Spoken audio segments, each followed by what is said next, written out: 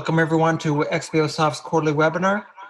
And today we've got a special guest speaker with Jan Jaap Cannegieter. Jan Jaap, how are you doing? Oh, I'm fine, thank you, thank you.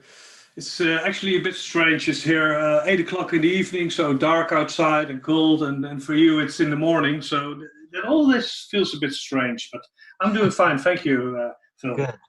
Well, today we've got Jan Jaap as our guest speaker, and he's going to be talking about different levels of mobile testing. And when I first saw this title, Jan Jaap, I was a little bit curious about levels, and I'm really interested in diving into this because, as you know, mobile testing still is not easy, despite having done it now for over 10 years. Let's see, why don't we skip to the next slide here? We'll just keep on moving along.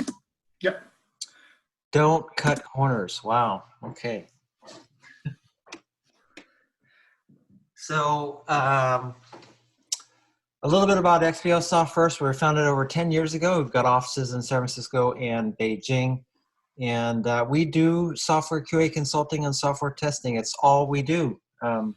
Let's keep going because today we're going to really want to get into the meat of your talk, Jan Jaap. Yeah. Just a few house rules before we get going. You know, we're going to be sending out the recording to the webinar as usual. Also, you can ask questions to the panel on the right-hand Zoom control. You will be muted except for myself and Jan Jaap. I'm moderating. And let's keep going here. Yeah, my name is Phil Liu, and I'm the CEO and founder of XBOSoft. A lot of you folks know me on all the quarterly webinars. I also like to do cycling and travel. And that's actually where I met Jan Jaap, is actually doing at a conference in Turkey, I believe. Is that right, Jan Jaap? Like maybe a year and a half, 2 years ago, something like that. And yeah, I think a bit more years ago, but it was Istanbul. That was really good. Yeah, yeah. So today is really all about you. Let me give a short introduction to you, Jan Jaap. 20 years of ICT experience. That means you're kind of old. Thank you very much for this compliment, Phil. Old means wise, though. So, thank you. What else? What kind of hobbies do you have besides testing? I'm sure you do more than testing. Yeah, definitely. I like hiking in the woods, going outside. I like sailing, skiing, and I like watching football, and that will be part of this presentation today. Wow. Okay, football. Interesting. Yeah. All right. Well, I'll let you just dive into your stuff and introduce and talk about the different levels of mobile software testing. Okay. Thank you very much, Phil. Thank you. I've got an agenda for today. Actually, I've got 3 questions I would like to answer. The why question, why should you do mobile testing? What to test for, so what kind of bugs can you find? And how do you actually do mobile testing? And that's where the levels come in.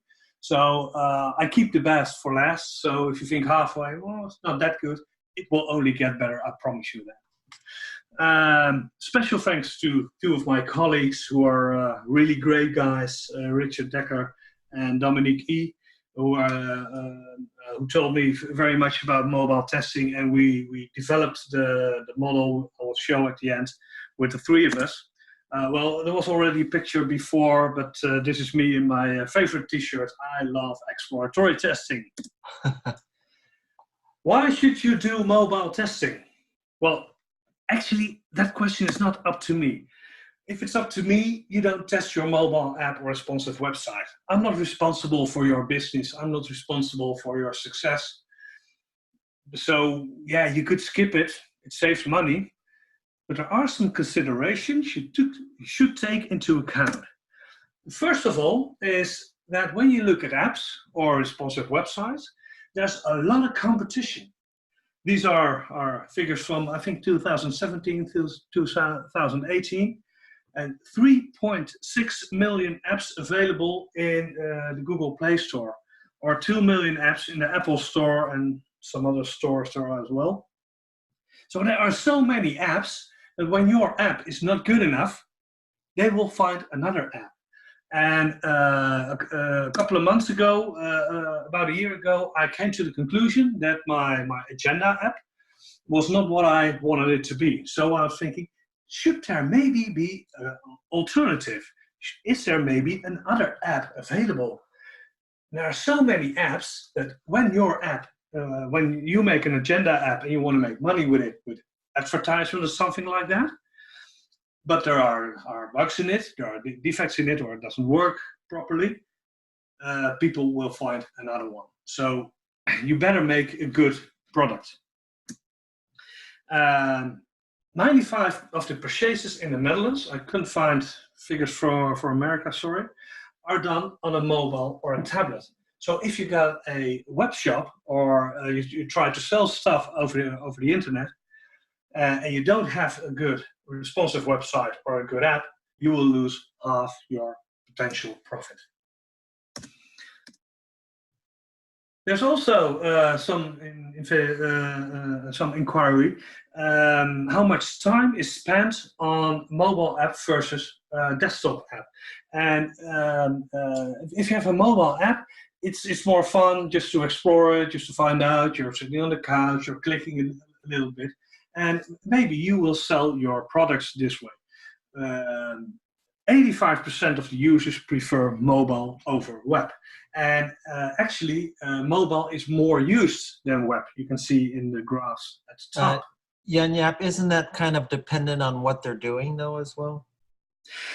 Yeah, some things are also depending on your age. For instance, a banking app is more used by young people and more older people, like the two of us.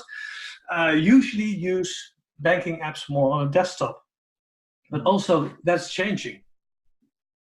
So yes, it depends on the kind of things you are delivering, but still it's changing, and mobile apps and responsive websites are more and more used, and desktop is getting less and less. And strangely enough, some organizations say, hey, we do mobile development first. Mobile development is the most important thing. That gives the idea that the de facto standard is that desktop is first, and that you're different when you're doing mobile first. But that thought is wrong. It should always be mobile first. And maybe we make a desktop in some situations. There's also been some inquiry what the most reasons are, the most important reasons are to delete an app. And here you see bad design, poor usability, slow loading time, crashes. Those are the reasons that people delete an app. And the first time I saw this, I was thinking, yeah, sounds logical. And then I was looking at it a second time, and then I thought, I'm missing something here. I'm missing functionality. So functionality, that it does what it should do, is normal. So people don't think that that's something that should be in place. So if we want to prevent people from deleting our app, we should do a lot of non-functional testing. And we as testers, we all know that functional testing, well, there are a lot of books about it or courses about it. Non-functional testing is always a bit more difficult. So we also have to learn new skills and to test other things when we're doing mobile testing, because otherwise they will just delete our app. And there's one more thing. Customers do not complain, they switch. So they won't call your help desk. They will not send you a message, hey, this and this doesn't work, could you please correct it? No, they go to another app. And that can even lead to customers leaving your organization. There's this case in the Netherlands where one of the major banks, really one of the biggest banks in the Netherlands, came with a new version of their mobile banking app. And that was really buggy. And they also found some security issues over there. And people just changed banks for it. So people went to another bank because the mobile app was not good.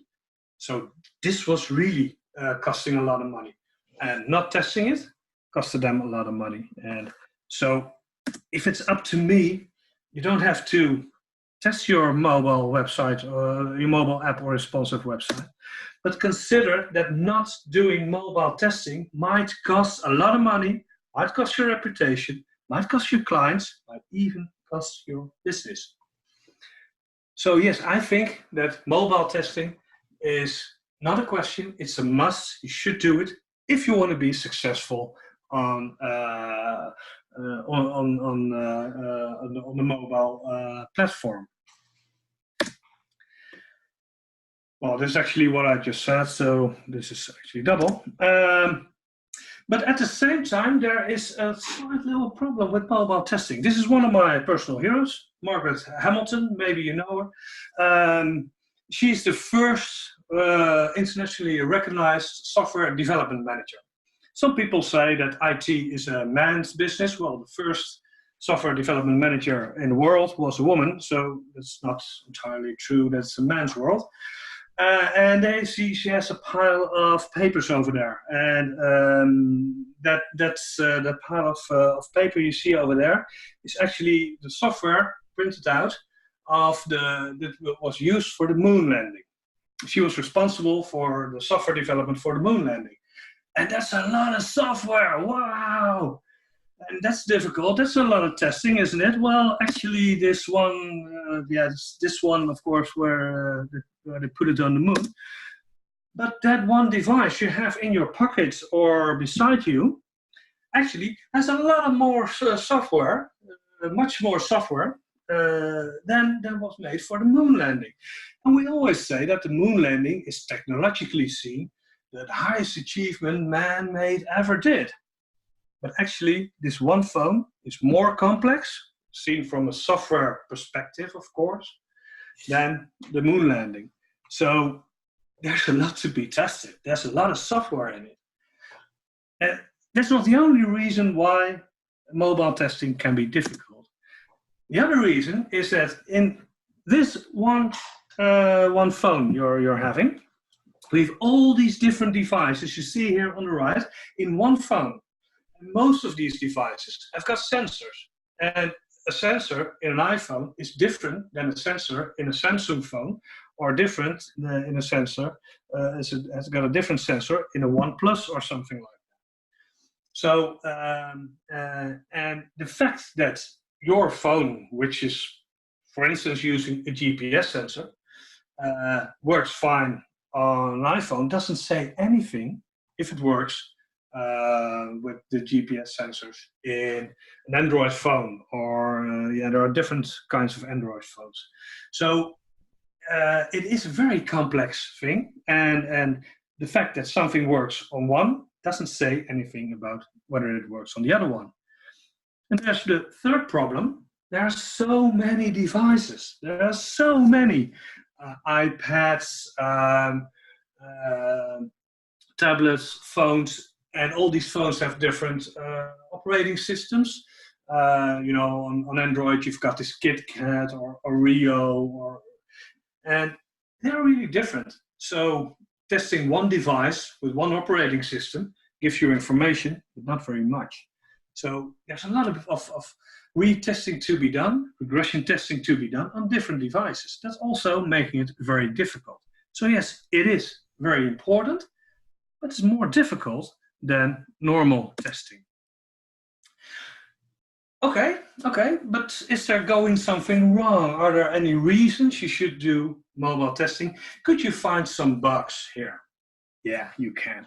We came up with a top 10 things to test in mobile testing. Richard, Dominique, and me, we spent some evenings with pizza, how it works, and we had so much fun. We saw so many bugs if you look carefully. So we made a top 10, and first a disclaimer, and I made full sentences out of it to make it perfectly clear.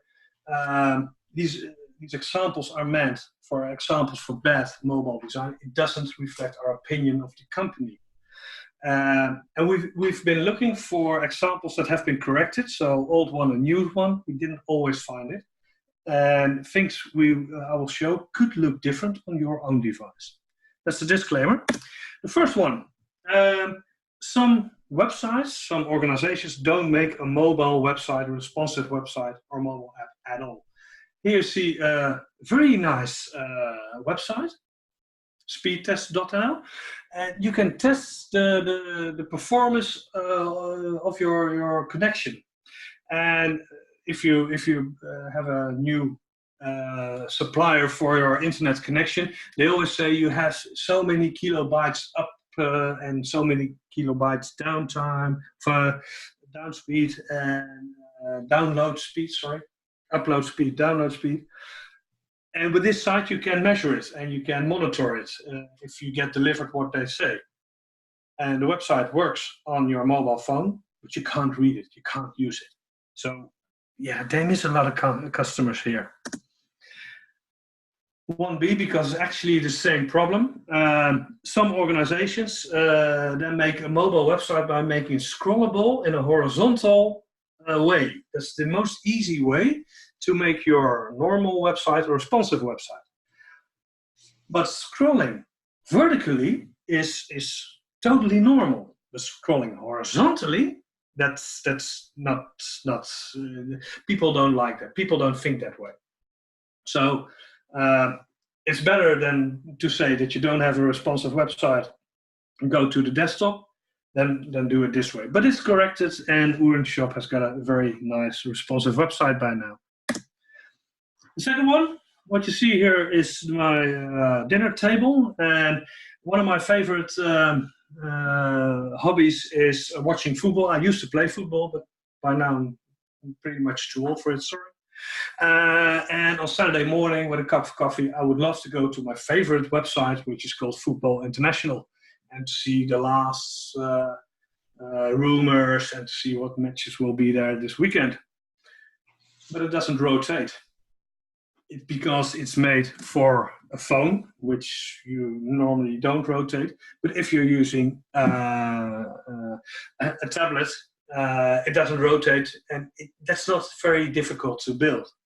So I go to another website, and I leave this organization, and they will get less money for their advertisement because they didn't make it rotate.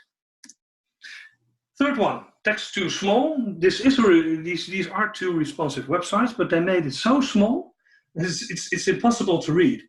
And actually the one on the right is the most hilarious one, because the organization is called tested.com, but they didn't really test their own website. But most of it is corrected by now. The fourth one, links too small to click. Well, my fingers are not that thick. But on this website, and you can still find it on other websites, they made the link so small that it's more a gamble if you got the right one or not. The fifth one, when I was working at my previous company, when we had a new assignment, we were commercially successful, and someone came in and they put on this website, 24hoursofhappy.com. Basically what this website does is playing the song Happy by Pharrell Williams 24/7. So someone put on this website and we all jumped up and we were singing the song, you know, I'm happy, that one song, and it was fun. And one day it didn't work anymore. Why? Because we went to HTML5 and there was old technology in this website. In this case Flash, but there are more examples, and still till today it's not corrected, so we don't use the site anymore. Number 6, this is also an example of watching football. One day about 2 years ago, I was sitting in a train from my assignment to my home, and watching live football in the Netherlands is pretty expensive in my opinion. And then I heard that this one organization was offering it if you change to their services for only €7.50 per month. Wow, that's cool. So I went there, I was sitting in the train, and I thought, I'm going to change to this organization and get their services right now, right here. I'm doing it. And then they had a really good mobile app. Mobile responsive website was, by the way. But then they went to a conventional website, and I was sitting there and I was thinking, no, I'm not becoming a client of this organization because they don't deliver good services. So it really costed them money. Number 7, I already told you that I was looking for a new agenda app, and this was the old one. And here you see that they use a lot of screen for things that are not the most important part. So which month is it, which day, which date, what are you doing all day, different things at the bottom, etc. And the actual content, which is the most important, is really very small. So website design in this case made me switch to another one. Number 8, overlapping images happens a lot also. I was actually looking for this to get live football for less money, and then I came to this website, and they made a pretty good responsive website, but the images overlap, and that's something you can easily find by testing, and it's very easy to change it. So, and there were some strange things you see here more at the top. Something we've got no idea what it is, but it was there. It's pretty strange. Another example of the same thing, overlapping images. I've got no idea what I'm looking at. This was on an iPhone. Number 9, and that's if you got a mailing and you hit the mail me, and then you get to a normal desktop website, but the mailing is for a website. That was not in my house happening. Number 10, the last one. If I see a screen like this is for a tablet. I've got no idea what this organization is actually doing. They offer something with 15% extra or something on all flights, but they've got job, cars, properties, they've got news, businesses, Qatar crisis. It's so much information that doesn't work. So the information overload also happens a lot. A top 10 of things to look at, and what didn't make it to the top 10 is just ugly websites. The one in the middle, someone should have seen this before it went live. Come on, there's no discussion about it, it's ugly. And what also didn't make it was pop-ups, privacy, security issues, performance, use of data, so your personal data. They're really, if you look deep in it, a lot of websites have got problems here. So it is important, it's difficult, there are bugs to be found, but how are we going to test this stuff? And there you got a question. We came up with 4 different levels, 4 different ways of doing mobile testing, from cheap, easy, but not that good, till very expensive, but perfectly tested. The first level are free tools. There are so many free tools, and some of them are very good, some of them are not very good. I got some examples over here. The problem with these free tools is that you never really know if what you see is actually what you will get, because they're making software themselves. It's free software, and it's not always bug-free software. On the right, you see my hand holding my phone, and you see a website, nu.nl, is very popular in the Netherlands. It's a news website, and there you see these advertisements with the T thing and the green thing, which is actually correct on my phone. But on the free tool, you see on the right, you see that it looks wrong. So you think you got a bug here, but actually it's a bug in the free tool. Sometimes if you come to a manager and ask them, could we use this tool? I will show you later. And they say, oh, that's a lot of money. Can it be done cheaper?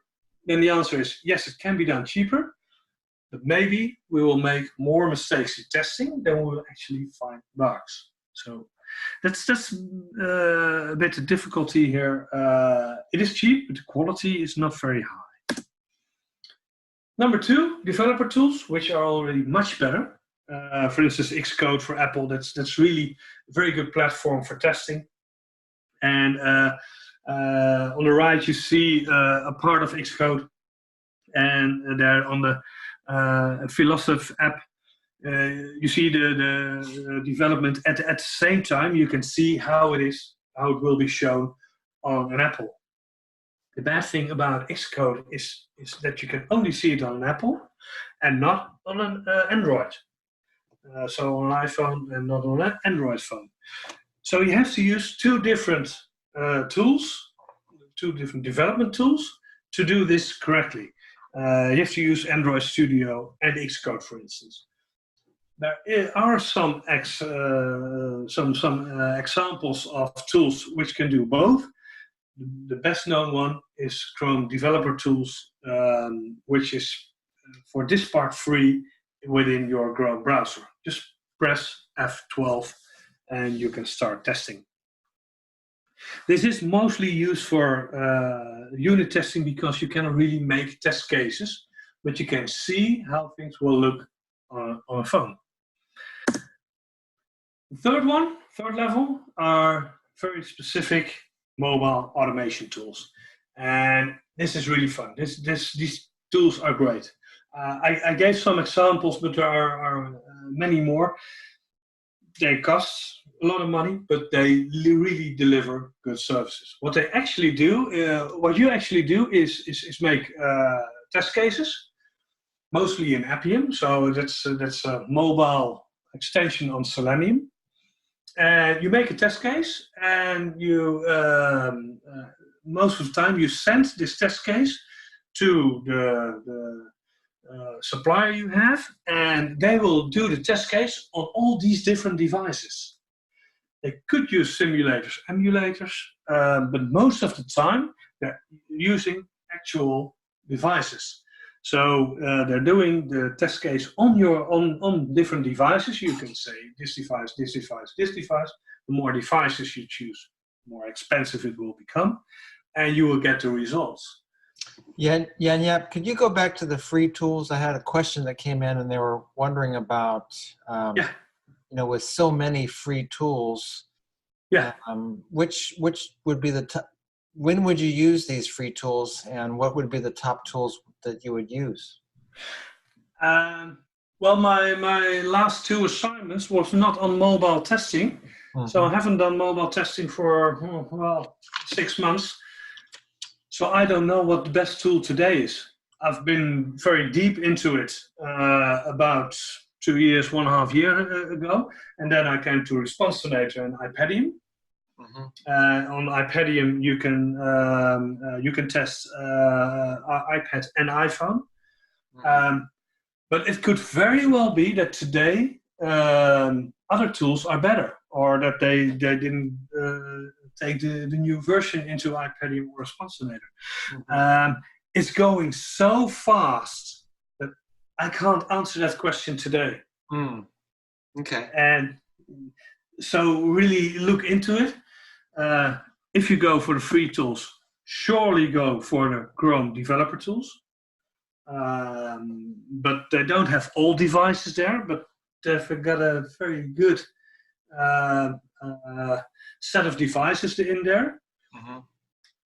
I could ask my colleagues what, in their opinion, is the best tools today, but tomorrow it will be different.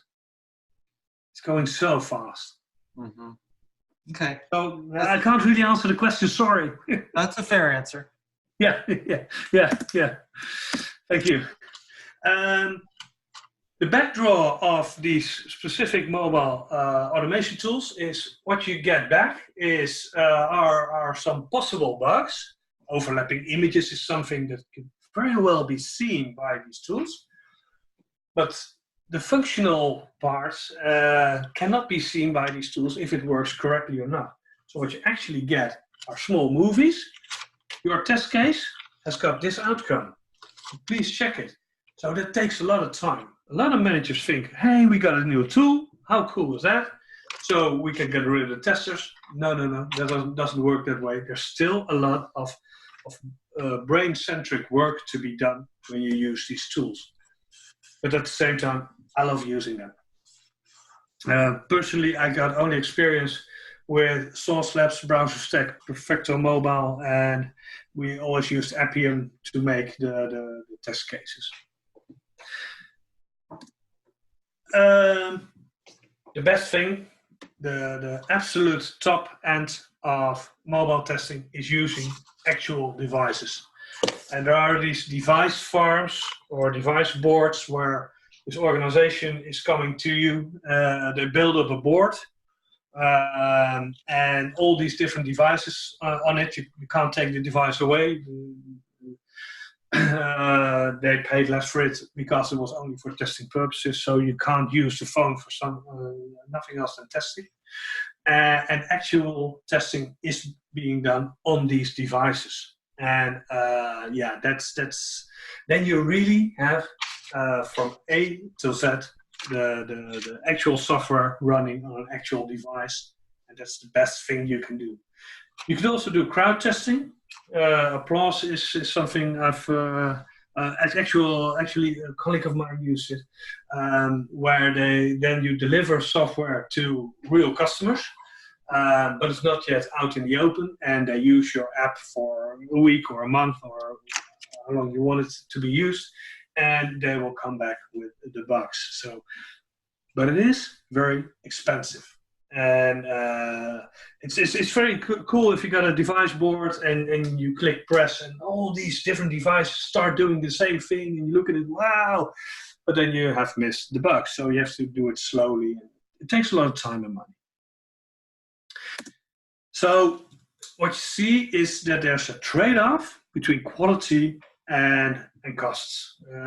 Something strange happened to this sheet. I see I sent them to San Francisco, and the dots are not really on the line anymore. Sorry for that. But the free tools, low quality, low costs, developer tools, yeah, they're a bit more expensive. There's also more manual work there. But the quality is getting better. The specific mobile tools, and at the top end, the really high quality, but very high cost.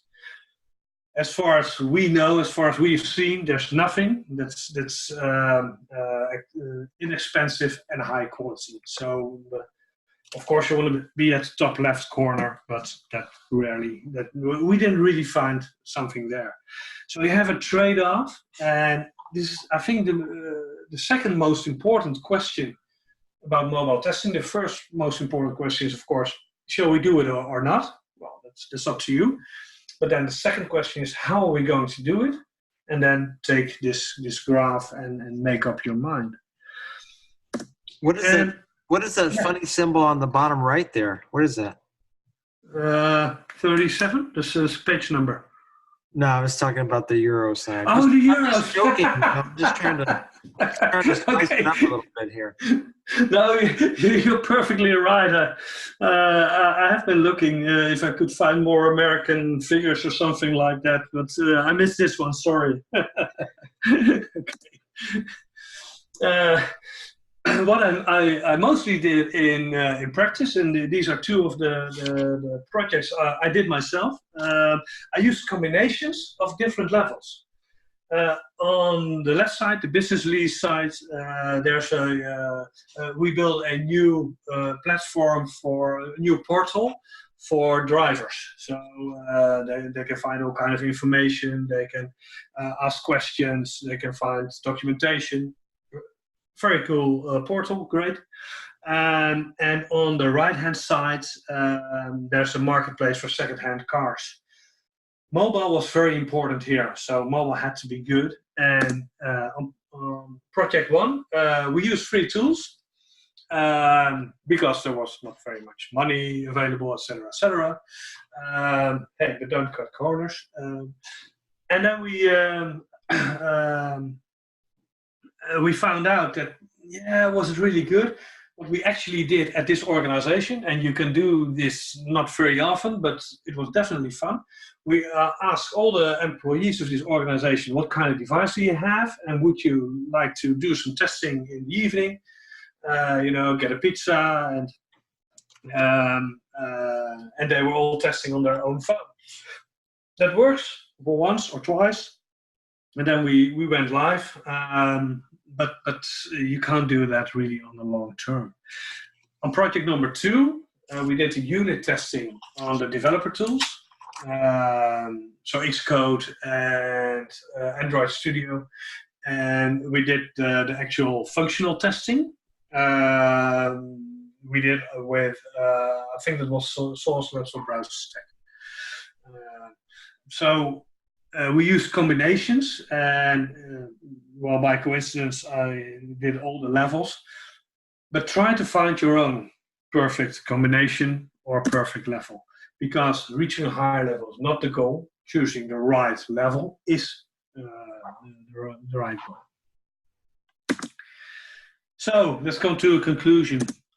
If you look at this sheet, we see 2 apps. These apps are actually doing the same. These are agenda apps, so I really went deep into this one because I want to have another agenda app. I didn't download the 1.7 app. I downloaded the 4.6 app, yes. So, and I don't think very much people downloaded the 1.7 app because it's so low that it has got no success whatsoever. The 4.6 will be the most successful. There is some advertisement in it. I know. I have the paid version by now, by the way. But I'm sure that the people who made the 4.6 app made more money or more successful than the other one. And so if you want to be successful, then I told you how to test it, and you have to make up your mind how to do that. So at the end of the day, don't cut corners. On the road to success, there are no shortcuts. If you make an app, if you make a responsive website, test it well, because it will be very important for being successful. So far, my story. I'll give the control back to you, Phil. Yeah, Jan Jaap, if you could go back a few slides to the, can you go back into presentation mode there? Yeah, but there's something in the way here. Go back to presentation mode. You should. Yeah, but this. Yeah, okay. Oh yeah, thank you. Yeah. Let me see here. Can you go back and do presentation mode, or can you go backwards on the screen? You should have control. It's not responding anymore. There's something going wrong here. Got no idea what I'm doing wrong. Hold on. There you go. Yeah. You're controlling it now. Okay. Yeah. So if you look at those 4 different levels of testing, yeah, I think probably around slide 35 or something like that, you're talking about those 4 levels of testing, and I'm wondering to myself, what right there, that right, yeah, combinations, or the previous one right there, project 1, project 2. I can't. Yeah, right there is good. So under what situations would you use the different levels? So like, for instance, we're taking on a new client right now, and they have a month. They want, that's kind of an emergency, and they have a month to test a new site, and they're saying, no, we need it. 80% of our users are mobile, and so in our case, because it's such a short ramp up, there's no time for automation right now, and we're just going to dive in with some real devices and go through some of their top 10 user scenarios and check the compatibility, functionality, as well as the usability of those scenarios on those particular devices. So that's an extreme case where you would definitely want to use real devices. And so my question is, under what situations would you use these other things? Well, I think the most important part of the answer you already gave. If you use automation, if you use these tools, it takes a lot of time to get it working. You have to make the test cases in Appium. You have to get Appium working. You have to do the testing with these tools or at these suppliers of the tools. So that takes a lot of time. So if you don't have much time, I think very good choices are real devices. For instance, device board, which you can rent for a week or a month or a day or something like that, could be a very good option. But also the developer tools. Go to the developers and ask them what tools they already have in their environment, in their development environment.